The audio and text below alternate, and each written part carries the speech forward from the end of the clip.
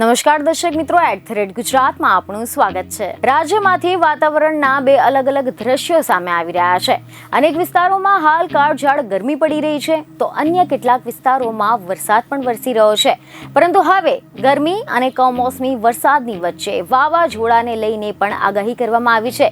જી હા, એવી ખબરો મળી રહી છે કે મે મહિનામાં દેશભર વાવાઝોડાનો ખતરો તોડાઈ રહ્યો છે। બંગાળની ખાડીમાં મોટી હલચલના એંધાણ દેખાતા ચક્રવાતી તોફાન સર્જાઈ શકે છે, જેને લઈને હવામાન શાસ્ત્રી અંબાલાલ પટેલ દ્વારા આગાહી કરવામાં આવી છે। મીડિયા રિપોર્ટ અનુસાર પ્રી મોન્સૂન એક્ટિવિટીને લઈને અંબાલાલ પટેલે આંકલન કર્યું છે કે આંધી અને વંટોળ સાથે રાજ્યમાં પ્રી મોન્સૂન એક્ટિવિટી શરૂ થઈ જશે। મે મહિનાથી રાજ્યમાં પ્રી મોન્સૂન એક્ટિવિટી શરૂ થઈ જશે અને જૂનની શરૂઆતથી જ વધુ તીવ્રતાની સાથે પ્રી મોન્સૂન એક્ટિવિટી જોવા મળશે। અતિ ભારે ગાજવીજ પણ જોવા મળી શકે છે। તો બીજી તરફ રાજ્યમાં આજે છૂટાછવાયા વરસાદની આગાહી કરવામાં આવી છે। મધ્ય અને દક્ષિણ ગુજરાતમાં માવઠું થઈ શકે છે।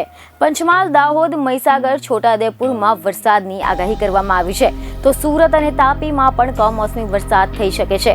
29મી એપ્રિલથી વાદળછાયું અને ગુજરાતના કેટલાક ભાગોમાં હળવો વરસાદ પ્રી મોન્સૂન એક્ટિવિટીની સાથે રહેવાની શક્યતા છે। તો આની સાથે એવા અહેવાલ છે કે અંબાલાલ પટેલે જણાવ્યું છે કે મે મહિનાની શરૂઆતમાં પણ પ્રી મોન્સૂન એક્ટિવિટી થઈ શકે છે।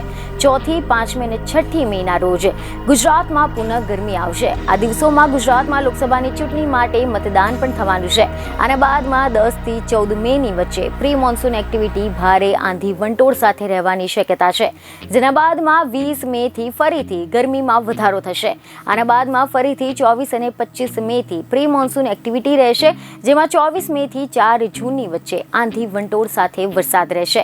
7મી જૂનથી સાગરમાં પવનો બદલાતા ફરીથી વરસાદ આવશે। 8થી 14 જૂનમાં આંધી વંટોળ સાથે વરસાદની શક્યતા છે, જ્યારે 17 જૂનની બાદ ભારે આંધી વંટોળની સાથે વરસાદ રહેશે। જેઠ વધમાં શ્રવણ પંચકમાં વરસાદ થાય તો સારો વરસાદ થવાની શક્યતા છે અને બાદમાં ગુજરાતમાં ચોમાસાની એન્ટ્રી થશે। બીજને ખબરો સાથે ફરી મળીશું। ધન્યવાદ।